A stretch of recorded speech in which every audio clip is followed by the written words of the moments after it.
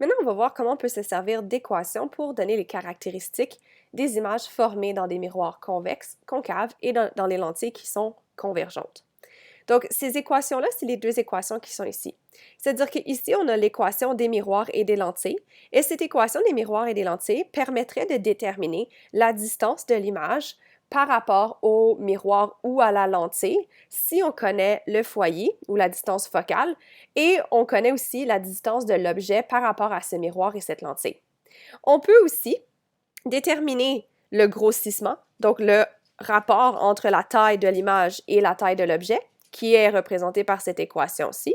Et cette équation de grossissement permettrait aussi de déterminer la hauteur de l'image qui va être générée par ce miroir ou cette lentille. Ça peut aussi permettre de déterminer où va se trouver l'image, donc la distance de l'image par rapport au miroir ou à la lentille. Si l'image va être devant le miroir ou la lentille, ou si l'image va être derrière le miroir ou la lentille. Et ça va permettre de déterminer si l'image est une image qui va être réelle ou ça va être une image qui va être virtuelle. Donc, on peut obtenir les caractéristiques des images sans nécessairement dessiner un diagramme de rayons et tracer les rayons pour obtenir l'emplacement de l'image d'un objet dans un miroir ou dans une lentille. On peut se servir tout simplement de ces équations-ci.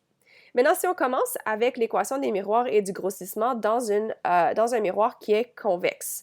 Donc ici, tu as un miroir qui est convexe et tu as un objet. Donc ça, c'est ton objet qui a une certaine hauteur. Tu connais plusieurs choses par rapport à cet objet. Tu connais sa hauteur, HO. Tu connais aussi la distance de l'objet par rapport au miroir, donc DO, donc pour distance objet par rapport au miroir. Tu connais aussi le centre de courbure de ton miroir et tu connais aussi le foyer de ton miroir. Le fait de connaître le foyer de ton miroir te permet de déterminer ce qu'on appelle la distance focale ou petit f, qui va être la distance entre l'axe de symétrie du miroir et de ou de la distance de ton miroir et de ton foyer, qui va être important pour donner certaines caractéristiques. À partir de la distance de l'image, non pas de l'image, de l'objet par rapport au miroir et la distance focale, on peut déterminer la distance de l'image, donc si ça serait l'image, par rapport à ton miroir. Et ça permet aussi ensuite, quand on trouve DI, d'utiliser la distance de l'image pour pouvoir trouver ses autres caractéristiques, comme par exemple sa hauteur. Donc, c'est quoi la hauteur de l'image par rapport à la hauteur de ton objet? Et si on connaît la distance de l'objet et du miroir, la distance du miroir et de l'image, et on connaît aussi la hauteur de l'image et la hauteur de l'objet, on peut déterminer aussi le grossissement. Donc, voici un problème que l'on va résoudre ensemble pour pouvoir déterminer comment utiliser ces équations-là pour donner les caractéristiques de l'image. On vous dit, on a un miroir de surveillance qui est convexe dans un dépanneur. Sa distance focale est de moins 0,4 mètres. Donc ici, ça c'est petit f. Petit f, c'est la distance focale. Un client mesure 1,7 mètres. Donc le client, c'est ton objet. Donc ça serait HO de haut et se tient à 4,5 mètres devant le miroir. Donc ici, se tient à 4,5 mètres devant le miroir. Ça va être distance objet parce que c'est la distance de la personne à ton miroir. C'est-à-dire que ici, ta personne mesure 1,7 mètres de haut. Il est à 4,5 mètres de ton miroir. Et le foyer, remarquez que le foyer est en arrière, donc la distance focale F va être de moins 0,40 mètres. C'est une valeur négative parce que le foyer se trouve derrière le miroir et non devant le miroir, ce qui va donner une valeur négative à ton foyer. Donc là, maintenant, la première question qu'on vous pose, c'est calcule la distance de l'image. Donc ici, on cherche la distance de l'image, donc on cherche DI. Ça, c'est ce qu'on cherche. Donc, on peut se servir de notre première équation ici, parce qu'on connaît la distance focale, on connaît la distance de la personne du miroir, et donc on peut trouver DI. Donc, on a 1 sur F est égal à 1 sur DI plus 1 sur DO. On veut trouver 1 sur DI, donc on va isoler 1 sur DI en faisant moins 1 sur DO des deux côtés. Donc ça va nous donner 1 sur F moins 1 sur DO. F est de moins 0,40 moins, donc ça c'est pas DI, excusez-moi, j'ai fait une erreur ici. C'est 1 sur DI, il ne faut pas oublier. 1 sur DI moins 1 sur DO. Et 1 sur DO, le DO, c'est 4,5. Donc, 1 sur DI égale à ça. Donc, maintenant, on est dans une situation où on a une soustraction de deux fractions. Donc, on se rappelle du cours de 9e année. Pour faire cette soustraction, il faut qu'ils aient un dénominateur commun. Maintenant, comment est-ce qu'on peut facilement obtenir un dénominateur commun? On doit multiplier chaque fraction par le dénominateur de l'autre fraction. C'est-à-dire que ici, je vais multiplier par moins 0, ou peut-être je vais juste garder le signe négatif comme étant à l'avant ici. Donc ça ne sera pas moins 0,4, ça va être moins toute cette fraction. Donc je vais faire fois 0,4, 0, fois 0,4, 0. En faisant ça, ils vont avoir le même dénominateur. En faisant ça et en multipliant aussi lui par 4,5 et lui par 4,5, je vais obtenir maintenant un même dénominateur. Donc si on fait le dénominateur dans cette situation-là, ça va être 4,4 fois 4,5. Donc, le dénominateur va être 1,8. Donc, ça va nous donner moins 4,5 sur 1,8 moins 0,4 sur 1,8, 1 sur DI. Donc là, maintenant, on peut soustraire les numérateurs. Donc, moins 4,5 moins 0,4, ça va nous donner moins 4,9 sur 1,8. Je manque de place, donc je vais aller ici. Donc, 1,8, donc 1 sur DI est égal à ça. Pour obtenir DI, il faut juste inverser les fractions. Donc, on va faire DI sur 1. Donc, j'ai inversé cette fraction. Et il faut que j'inverse l'autre fraction, donc ça va donner 1,8 sur 4,9. Et 1,8 sur 4,9 va nous donner 0, donc c'est moins parce que le signe négatif n'a pas été enlevé, 0,367 mètres. En fait, ça continue plus loin, mais je crois que 367, c'est suffisant. Et donc maintenant, on a la distance DI, donc la distance de l'image par rapport au miroir. Et on a répondu à la question A. Maintenant, on va faire la question B, la partie B de la question. Calcule la hauteur de l'image. Donc maintenant, il faut qu'on utilise notre autre équation, celle du grossissement. Et on a DI, on vient de le calculer. On a DO, c'est donné dans l'énoncé. On a HO, c'est donné aussi dans l'énoncé. Et donc, on peut trouver HI. On sait que HI sur HO est égal à moins DI sur DO. Et donc là, maintenant, on sait que si on veut isoler HI, on peut faire HI est égal à moins DI sur DO fois HO. Maintenant, comment j'ai obtenu ça? Ben, j'ai juste fait fois HO des deux côtés. Et ça enlève HO du côté gauche de mon équation. Donc, HI va être égal à moins 0,367 sur DO, donc ici DO c'est 4,5, fois la hauteur de la personne, donc 1,7. Donc tu fais moins, ça donne plus, donc c'est 0,367 divisé par 4,5 fois 1,7. Et ça nous donne 0,13, disons 86 mètres. Donc maintenant, comment est-ce qu'on peut déterminer les caractéristiques de l'image à partir de ça? Bien, premièrement, le fait que la valeur de DI est négative, ça nous indique que l'image se trouve derrière le miroir. Et donc, ça va être une image qui est virtuelle. Donc, DI négatif, ici, veut dire image derrière le miroir et donc virtuelle.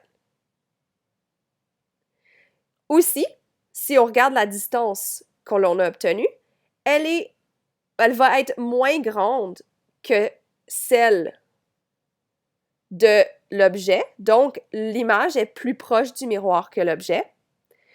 On obtient une hauteur qui est positive, donc ici c'est positif. Ça nous indique que l'image, elle est à l'endroit. Elle est droite, donc elle est dans la même direction, elle pointe dans la même direction que mon objet. Donc, à partir de cette information-là, je peux savoir ses caractéristiques et je peux même savoir que l'image est plus petite que mon objet. Parce que regardez que la hauteur de l'image est plus petite que la hauteur de mon objet qui est la personne. Donc ici, je peux déterminer que l'image, elle est virtuelle parce que la valeur de DI est négative. Elle est plus proche du miroir.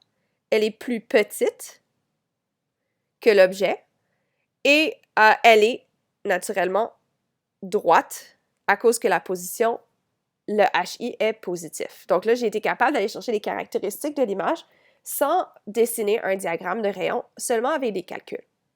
Maintenant, on peut faire la même chose avec un miroir qui est concave. C'est les mêmes équations. Donc, si on regarde un miroir concave, dans un miroir concave, on va aussi avoir un centre de courbure, mais il va être placé devant le miroir. On va aussi avoir un foyer qui lui aussi va être devant le miroir. On va avoir donc, à cause de ça, une distance focale, donc la distance entre le miroir et le foyer. Et on peut aussi avoir la distance entre l'objet et le miroir et connaître la hauteur de l'objet, ce qui va nous permettre de déterminer la distance de l'image par rapport au miroir et la hauteur de l'image par rapport au miroir. Voici un exemple de calcul qu'on peut faire pour résoudre ce genre de problème. Un miroir concave a une distance focale, donc ici, distance focale de 12 mètres. C'est-à-dire que ça, c'est F. Donc, la distance focale, ici, est de 12 cm. On place un objet de 2,5 mètres de haut. Donc, ça, c'est la hauteur de l'objet, donc 2,5 cm. Et à 40 cm devant le miroir. Donc, ça serait distance de l'objet de 40 cm. A, calcule la distance de l'image. Donc, ici, on va se servir de la première équation. 1 sur F est égal à 1 sur DI plus 1 sur DO. Donc, 1 sur DI va être égal à 1 sur F moins 1 sur DO. Donc, 1 sur DI est égal à 1 sur le foyer ici, c'est 12 cm, moins 1 sur DO, donc 1 sur 40. 1 sur DI. Maintenant, pour être capable de faire cette soustraction de fraction, il faut trouver un multiple commun. On pourrait multiplier ici par le numérateur et le dénominateur par 40, et ici le numérateur et le dénominateur par 12, et on serait capable d'y arriver. Mais on peut aussi voir que 12 et 40 ont un multiple commun qui serait 120. Parce que 3 fois 40 donne 120 et 10 fois 12 donne 120. C'est-à-dire que si je multiplie lui par 10 et lui par 3, je vais obtenir 10 sur 120 moins 3 sur 120. Et là, je peux faire ma soustraction. Donc, 10 moins 3, ça fait 7 sur 120. Si je continue ici, 1 sur DI va être égal à 7 sur 120. Pour trouver DI, j'inverse la fraction des deux côtés, donc c'est DI sur 1 est égal à 120 sur 7. Maintenant, DI sur 1, ça donne DI. Donc, DI est égal à 120 sur 7, qui nous donne 17,5 14 cm. Je peux maintenant, à partir de cette information-là, trouver la hauteur de l'image qui est la prochaine question, parce que j'ai la distance de l'image, j'ai aussi la distance de l'objet, j'ai la hauteur de l'objet et j'ai la distance focale, qui n'est pas trop important pour ici, mais je peux donc utiliser l'équation du grossissement. Donc, donc HI sur HO est égal à moins DI sur DO. Ici, je vais chercher la hauteur de l'image, donc HI. HI est donc égal à moins DI sur DO fois HO, parce que j'ai fait fois HO des deux côtés de mon équation pour enlever le HO du côté gauche. Donc, HI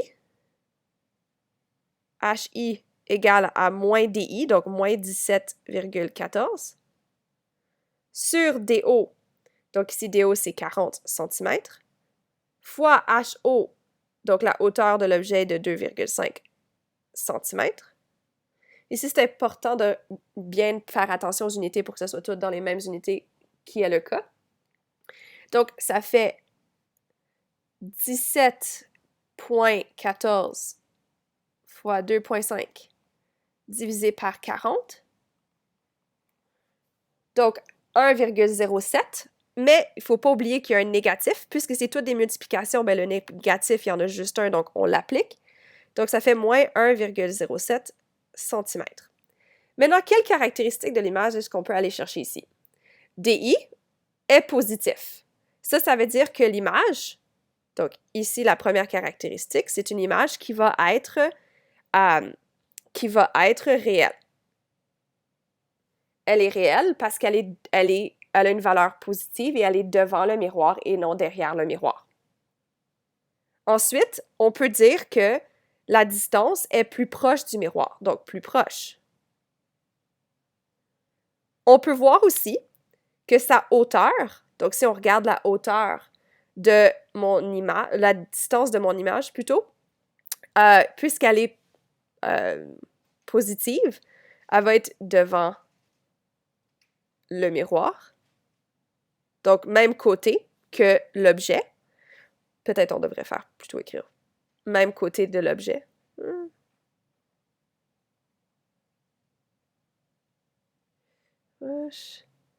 Même côté.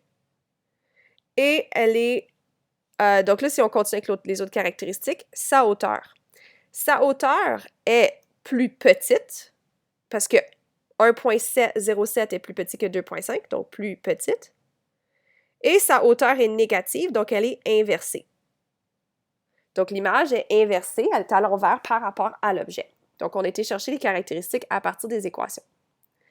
Le dernier cas de figure qu'on va voir, c'est comment utiliser ces équations dans le cas d'une lentille qui est convexe pour trouver les caractéristiques de l'image formée par cette lentille. Donc, voici un dernier exemple, un objet de 8 cm de haut. Donc, la hauteur de l'objet, ça c'est HO, donc c'est 8,5 cm, et placé à 28 cm de la lentille. Donc ça, c'est DO. Donc ici, on a 28 cm. Sa distance focale, donc F, est de 12 cm. 12 cm. Calcule la hauteur, ou la distance de l'image plutôt, dans cette situation-là. Donc, ici, on va commencer. On va dire A, c'est 1 sur F égale à 1 sur DI plus 1 sur DO. Ici, on cherche DI, donc c'est 1 sur DI est égal à 1 sur F moins 1 sur DO. Le foyer, bon, ça va être 1 sur 12 moins 1 sur la distance de l'objet, donc 28. Et maintenant, on peut essayer de trouver un multiple commun si on veut, qui ici va être 84, si on multiplie lui par 7 et lui par 3. Mais je peux aussi aller et faire le plus simple, juste pour montrer que ça fonctionne. Je fais fois 28 pour lui. Je fais fois 12 pour lui, ce qui va me donner 28 sur 12 fois 28, qui nous donne 336, moins 12 sur 336. 28 moins 12 nous donne 16. Sur 336. Ici, on peut simplifier en divisant par 16. Donc, je pourrais simplifier en divisant par 16, mais je vais juste le garder comme ça pour l'instant, juste pour vous montrer que ça fonctionne. Donc ça, c'est 1 sur DI. Si on inverse la fraction, ça fait DI sur 1, qui nous donne 336 sur 16. Et donc, DI va être égal à, donc ici, 336 sur 16, qui nous donne 21 cm. Donc là, j'ai obtenu la valeur de la distance de l'objet, de l'image par rapport à la lentille. Remarquez que c'est une distance qui est positive, c'est-à-dire qu'ici, on va avoir une image qui va être réelle et donc placée derrière ma lentille. F, donc là, on est rendu à B. On cherche la hauteur de l'image. Donc, la hauteur de l'image, pour faire ça, il faut utiliser l'équation du grossissement. HI sur HO est égal à moins DI sur DO. On cherche la hauteur de l'image. Donc, c'est moins DI sur DO fois HO. Donc, ça donne moins 21 sur DO, donc 28, fois la hauteur de l'objet, 8,5. Donc, 21, ici c'est toutes des multiplications, donc il y a un négatif, la réponse va être négative, donc c'est pas important d'impliquer les signes dans les calculs. 21 fois 8, 8,5, divisé par 28, nous donne 6,375, donc ici c'est moins 6,375. Donc, on peut maintenant aller mettre les unités aussi. Chercher les caractéristiques. Ça va être une image qui va être réelle parce que c'est une valeur positive de la distance de l'image par rapport à la lentille. Ça va être une image qui va être plus, si on regarde les caractéristiques distance de l'image, plus proche. Ça va être une image qui va être si on regarde ici, ça va être une image qui va être inversée et qui va être, si l'image est de 6,375, l'objet c'est 8,5, c'est-à-dire qu'il va être plus petite,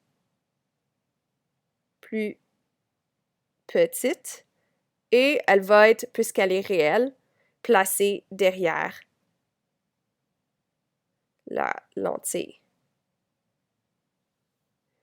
Et donc maintenant, on a les caractéristiques, encore une fois, à partir de ces deux équations-là.